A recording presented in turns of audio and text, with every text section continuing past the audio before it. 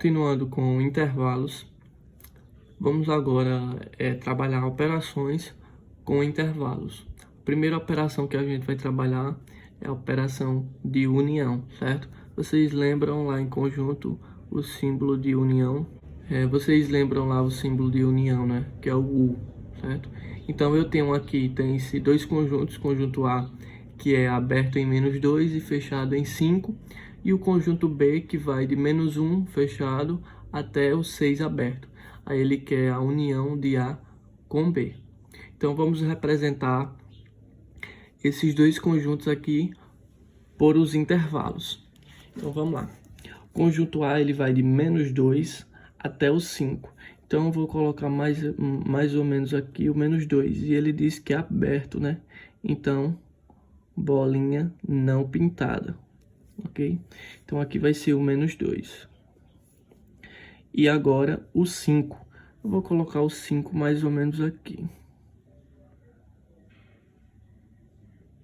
E ele disse que o 5 é fechado, né? Então, bolinha pintada. Que vai ser ponto 5. E agora vamos para o conjunto B, que vai de -1. Então, o B vai de -1 fechado, certo? É importante vocês fazerem corretamente, porque o -2 ele é menor do que o -1, então ele vai estar mais à esquerda. Eu não poderia colocar o -1 aqui, porque ia dar um erro lógico na minha questão, ok? Então, vamos lá. Agora eu tenho o 6 aberto. O 6 é maior do que o 5, né? Então ele vai ficar à direita do 5. Pronto, agora vamos. E ele diz que esse intervalo vai de -2 a 5. Esse intervalo vai de -1 a 6. Se a gente fosse representar em forma de conjuntos, seria o conjunto A. Aqui eu tinha que determinar que era para os inteiros, né? Aí seria... Não poderia ser o -2 porque o -2 está aberto. Então quer dizer que ele não pertence ao conjunto. Então o próximo seria -1, 0, 1, 2, 3, 4 e o 5, porque o 5 está fechado. E o conjunto B seria quem? Seria -1, 0, 1, 2, 3, 4, 5. E a gente viu em intervalo, e a gente viu em conjuntos, que união, eu pego todos os elementos de A e junto com todos os elementos de B, que vão dar quem? Todos esses aqui, né? -1, 0, 1, 2, 3, 4 e o 5, certo? Aí eu vou pegar todos os de B, mas todos os de B já estão aqui. Então eu já fiz a união B, não foi? Aqui por conjunto. Só que aqui seria para o conjunto dos inteiros, né? Só serviria para o conjunto dos inteiros. Se a gente fosse fazer em intervalos, a gente ia ver muitos outros elementos que iria estar faltando. Exemplo, a união, a gente vai pegar o que tem mais à esquerda com tudo que tem mais à direita. Então, ó, tem essa parte aqui, ó. Essa parte aqui, essa parte aqui e essa parte aqui, certo? São 3 pedaços, do -2 aberto ao 1 fechado, do 1 fechado, 1 negativo fechado, até o 5 fechado, e do 5 fechado até o 6 aberto. Então, nas extremidades, você coloca do mesmo jeito que tal. O -2 vem aberto, -2, e o 6 vem aberto também, certo? E o intervalo vai ficar dessa forma. Qual a diferença desse intervalo para esse outro aqui? Porque nesse intervalo aqui, eu admito que tem infinitos elementos. Nesse não tem infinitos elementos.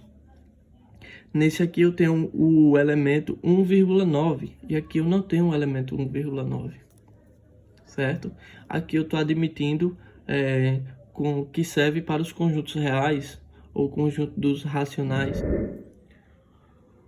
Pronto, vamos agora com outro exemplo. Eu tenho o conjunto C que vai de -2 até o 3 e o conjunto D que vai de 5 até 11. Primeiro, vamos representar esses intervalos em forma de colchetes.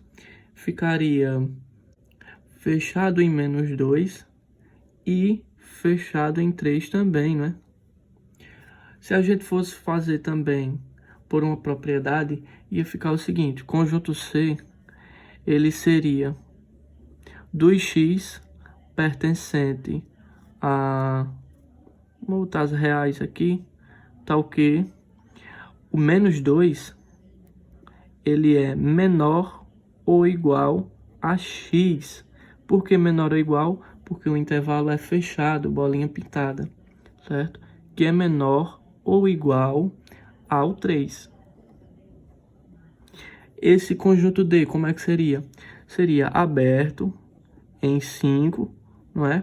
Porque a bolinha está aberta, não está pintada. E aberto em 11 também. Esse 11 ficou meio grande, certo? Aberto em 5 e aberto em 11. Vamos representar por uma propriedade. Seria o conjunto D, seria o conjunto dos x pertencente a R, certo? Pode ser qualquer racional ou irracional, que ele seja menor do que 5, né? 5 é menor do que x, quer dizer que é menor do que 11. Por que menor nesse caso? Porque o intervalo é aberto. E embaixo eu vou ver quem vai ser embaixo eu vou ver quem vai ser a minha união. Então vamos lá. União, a gente viu na outra que era todas as partes dos conjuntos, não é? Nesse caso eu não vou colocar os conjuntos assim, porque eu disse que é os reais. Então, de -2 a 3 existem infinitos valores. Eu não vou copiar um conjunto com infinitos elementos. Então, eu vou só colocar. Do jeito que está nas extremidades, você coloca. Então, fechado em -2 e fechado em 3.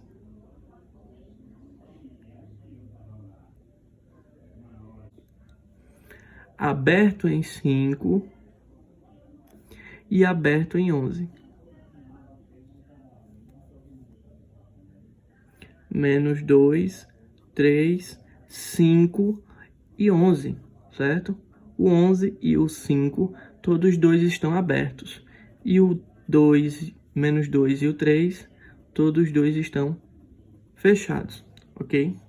Admitindo-se, se por um acaso fosse um conjunto pertencente aos reais, todos esses dois conjuntos fossem pertencentes ao conjunto dos inteiros, o C união D, seria o seguinte: -2, -1, 0, 1, 2, 3.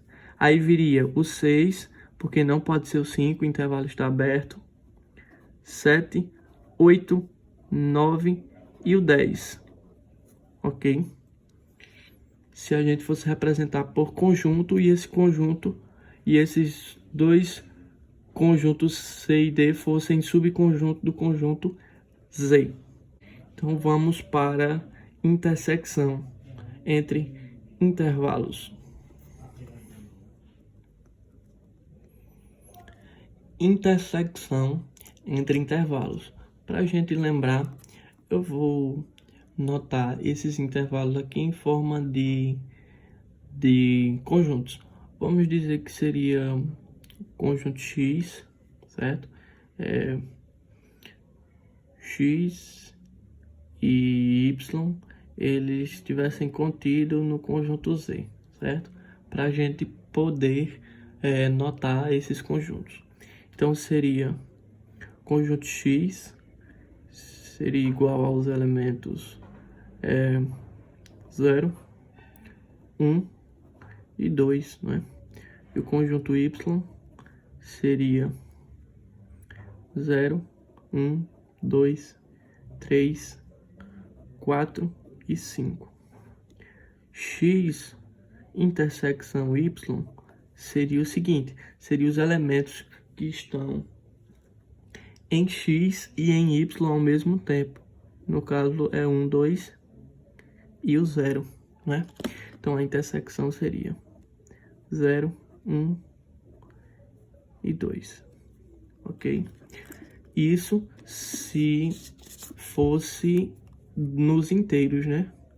Mas como a gente está trabalhando em intervalos, aí vai existir infinitos valores que não estão dentro desses conjuntos. No caso aqui, a intersecção seria o que tivesse em um e no outro ao mesmo tempo. Quem vai ser? Vai ser essa parte aqui, ó, do 0 até o 3, certo? Só que o 3 aqui não vai entrar, porém, em intersecção ele entra, certo? Só que vai entrar aberto, porque ele tá aqui, porém não tá aqui, então não vai estar na intersecção. O 0 tá aqui, não é? E ele tá aqui também, então ele vai estar na intersecção e fechado. Por que fechado? Porque o 0 está nas duas. E porque o 3 foi aberto? Porque ele está aqui, mas não está aqui no conjunto X. Então, ele vai vir aberto. E a intersecção de X e Y vai ser fechado em 0 e aberto em 3. Quem seria fechado em 0? Se fosse nos inteiros, seria fechado em 0, então quer dizer que o 0 está. O 2, o 1 e o 2. Por que não o 3? Porque o 3 está aberto, então ele não está contido nesse conjunto. Aqui seria aberto em menos 1 e aberto em 3. Aqui seria fechado em 0 e fechado em 5. Ok?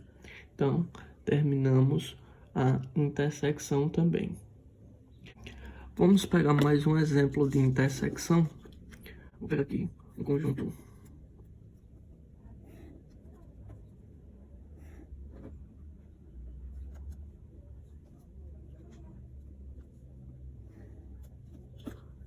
pegar um conjunto aqui, vou chamar ele de conjunto. Conjunto A, ele vai de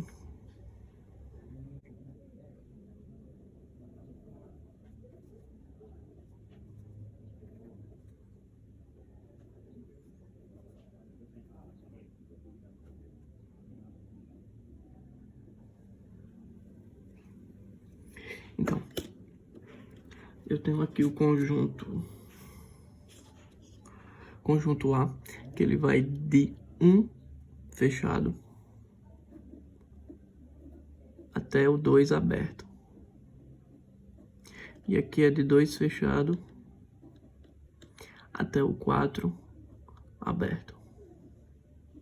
Se a gente fosse representar, era o que fosse comum aos dois conjuntos. No caso, quem seria? Seria o 2. Porém, o 2 não está no conjunto A e está no conjunto B. Ele viria aberto aqui, não? Aberto em 2, né?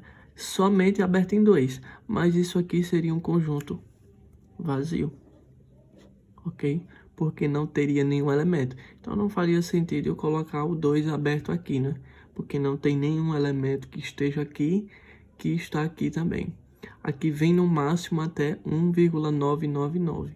E aqui já começa do 2. Então, não tem nenhum elemento comum aos dois. Então, a intersecção dessa vai ser vazia. Vamos para a diferença agora. Eu vou representar primeiro por conjunto, para a gente retomar aquela noção de conjunto. Em seguida, a gente volta e faz por intervalos. Então, vamos fazer por conjunto primeiro, para a gente depois voltar para intervalos, para a gente ter uma ideia primeiro. Então, se eu dissesse que x e y, eles estivessem contidos, né? Contidos porque eles são conjuntos. Se fossem elementos, eu diria que eles pertenceriam. Mas como são conjuntos, eu digo que eles estão contidos no conjunto Z, que é o conjunto dos inteiros.